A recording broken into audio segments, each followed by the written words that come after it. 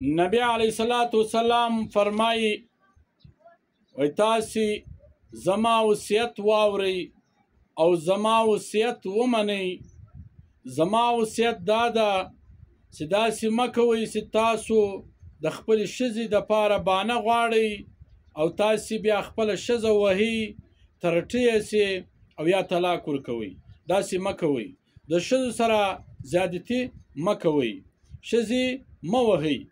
نبی علیه الصلاة والسلام فرمایي څونه چې خاوند حق لري پر ښځه باندې، دغونه ښځه حق لري پر خاوند باندې.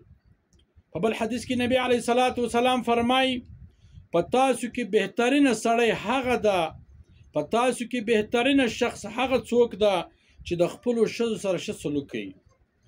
څوک چې د خپلو ښځو سره ښه سلوک کوي نو هغه په تاسو کې بهترینه شخص ده.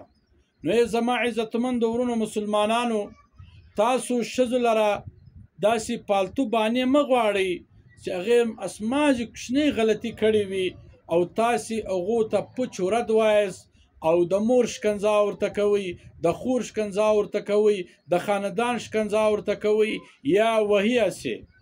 داسې مه کوئ، ځکه نبی علیه الصلاة والسلام فرمایي څونه چې خاوند حق لري پر ښځه باندې، دغونه ښځه حق لري پر خاوند باندې.